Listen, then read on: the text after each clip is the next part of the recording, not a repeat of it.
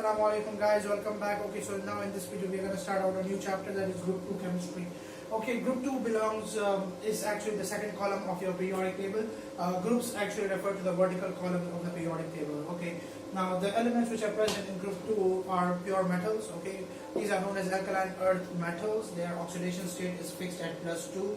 Okay, meaning they have an outer shell electrons equal to 2, and they can lose both the electrons to form divalent positively charged ions, and that's the only oxidation state, that is the fixed oxidation state in which they exist, and the most stable oxidation state. No other oxidation state exists in our A-level chemistry. Okay, then going down, okay, these are the members of group 2: beryllium, magnesium, calcium, strontium, barium. These are all the elements which are in group 2. Okay, as we go down the group, now in this video my main focus is going to be giving you an introduction, on giving an introduction on all the elements over here, and the general trends which are there here in this group 2. Okay, this is going to be quite a revision for most of you, because we've already done most of the group trends and period trends in the beginning of the chapters while we were doing atomic structure and stuff. But now over here, let's just quickly go over them, and then the major part of this video, that is the trend in the melting points, and the explanation for that will be discussed. Okay, so let's begin. Alright, so first of all, the trend of atomic radius. Okay, as we go down the group, what happens to the number of shells? The number of shells, they start increasing, right? The number of shells are increasing. If the number of shells are increasing, that means more and more electrons are coming around the nucleus, and so it automatically means that the atomic size or the atomic radius will increase as we go down the group. And that's exactly what's happening. Beryllium has the smallest radius, followed by magnesium, then calcium, then strontium, and barium has the largest radius. Okay, then oxidation number is +2. Reactivity, what happens to the reactivity as we go down the group, and why? Why is the reason? The reason should be explained as well, because that's a question which was tested on the past papers back in one of the recent past papers, basically, in which the examiner asked us to explain why does the reactivity increases as we go down the group. And this is a general rule for both group 1 and group 2. Okay, now it's pretty basic and pretty easy. Okay, it was a 3-mark question, by the way, a 3-mark question to explain why does the reactivity change as we go down the group, and how does it change, for instance. Okay, now first of all, as we go down the group, the very first thing to note is the radius. The radius is increasing. Okay, if the radius is increasing, then the second thing to note is what will happen to the outer shell electrons as we go down the group. Why are we looking at the outer shell electrons? The outer shell electrons are basically the electrons which are responsible for a chemical reaction, for the reactivity of that particular element, because it's the outer shell electrons that these elements will lose in order to take part in a chemical reaction, right? So it's the outer shell electrons. What's happening to the outer shell electrons? They are moving far apart from the nucleus. Okay, now that's the second point. If the outer shell electrons are moving far apart from the nucleus, then what's happening to the nuclear pull on those electrons? Because the nucleus is positively charged and the electron is negatively charged, and as it goes further apart from the positively charged nucleus, then the attraction between this nucleus and the negatively charged electron, the strength, the force of electrostatic force of attraction, it will weaken as we go down the group, right? Because of the increase in the distance, and also because of the shielding effect. Shielding effect, guys, remember the concept of shielding effect? I have explained this like tons of times in the previous videos as well. Shielding effect is basically the shielding or the repulsive force which is provided by the inner shell electrons on the outer electron. Think of this as a force that protects the outer shell electron from the electrostatic forces of attraction. Okay, basically the shielding effect actually prevents the nucleus from attracting the outer shell electron. It weakens the nuclear pull. Okay, and the greater the inner shell electrons, the stronger the shielding will be, and the weaker the nuclear attraction will be. Okay, nuclear attraction is inverse or inversely correlated with the shielding effect. Okay, so now as I was saying, that as we go down the group, why does okay, the outer shell electron, it moves far apart from the nucleus as we go down the group, and the nuclear attraction on the outer shell electron, it becomes weakened, and if it weakens, then that means it will become easier to lose electron, right? The tendency to lose the outer shell electron, it will rise as we go down the group. And if the tendency to lose the outer shell electron will rise, Therefore, as we go down the group, the reactivity will rise. Because what is reactivity? It is the ability for these metals to lose electrons, right? That is reactivity. Only then will they be able to react with other elements if they are capable of losing electrons readily, okay, or losing electrons. So that's the major reason why the reactivity increases, and this question was literally asked for 3 marks, okay? So the first answer in the marking scheme was for the atomic radius mentioned. Okay, the atomic radius as we go down the group increases. Then the second mark, this was an additional point by the way in that answer, but still, to be on the safe side, you must mention it. As we go down the group, the radius increases, the shielding effect increases, the outer shell electron becomes less tightly attracted to the nucleus, and so it becomes easier for the for these elements to lose the outer shell electrons, and therefore the reactivity increases. Okay, so I've added 5 points in here. Radius increase, shielding effect increase, the nuclear pull on the outer shell electron decreases, and it becomes easier for these elements to lose electron, and so reactivity will rise. Okay.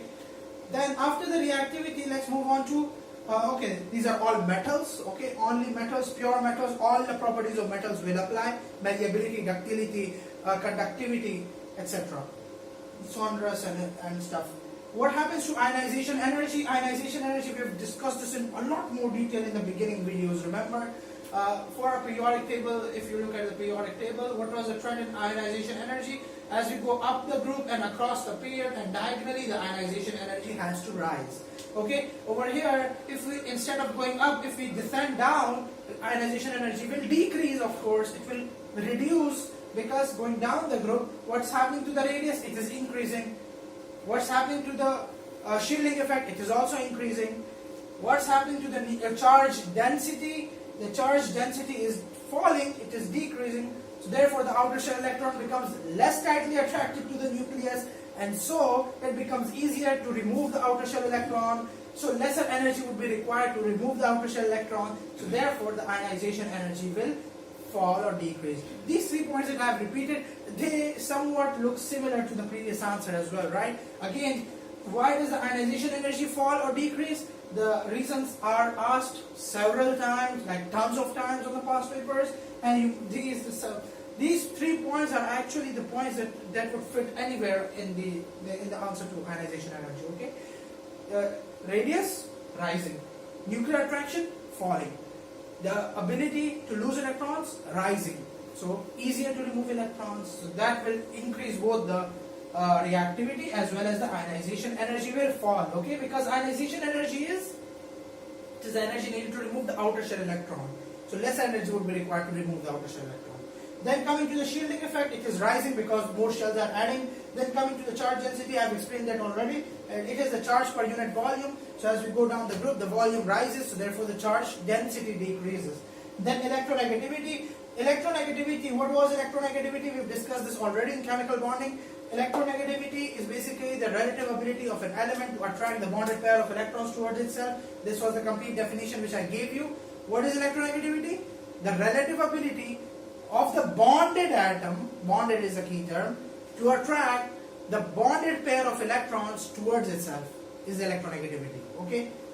So do not miss out any key term in this definition. I'm not writing it down because I've already explained that in the covalent bonding chapter. You can look through those chapters videos, but electronegativity will decrease as we go down the group because the charge density is decreasing and electronegativity is proportional to charge density. Okay, and also the atomic radius is rising, so again electronegativity, due to which the charge density decreases and due to which the electronegativity decreases. Okay, atomic radius is actually the major determining factor for most of the trends. Okay, so if you know that atomic radius, you can answer any of these. Alright, so now after this, let's finally move on to melting points. Okay, what will happen to the melting points as we go down from barium to barium? Well, it is expected that since the electrons are rising, so the metallic bond strength will increase, and so the melting point will increase as well. This is what we are expecting, but that's not the case. Actually, melting point decreases going down the group. Barium has a lower melting point than calcium. Okay, and let's see why. Why is that happening? Again, atomic radius. Radius is a very, very important factor. Okay, atomic radius rises as we go down the group. If the radius rises, what happens to the bond length? Length of the bond.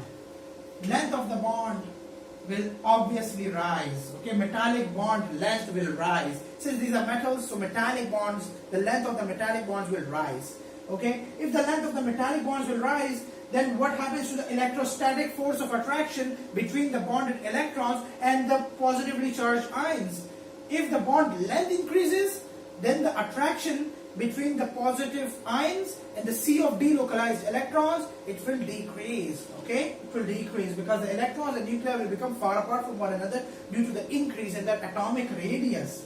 Okay, then if they will move far apart from one another, then will it be easier to remove the electrons? Will it be easier to break the bond? Yes, it will be easier. And remember in the previous video on bond length and bond polarity, I told you that the longer the bond, the weaker it is. So that applies over here as well. That lesser energy would be required to overcome that the C of D localized electrons with longer bonds, and hence the melting point will decrease because the lower elements, they have a longer radius.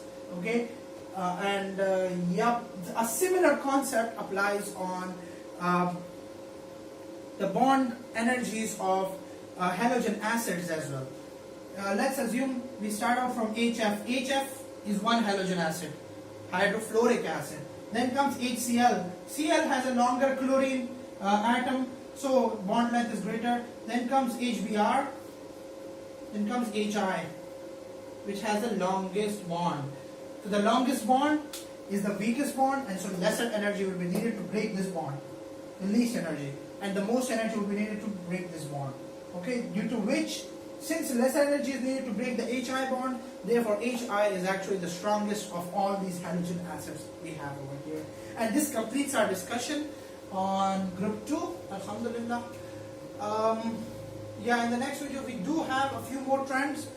The chemical properties basically. The chemical properties are very important, and the chemical properties will be discussed in the next lecture. Thank you so much.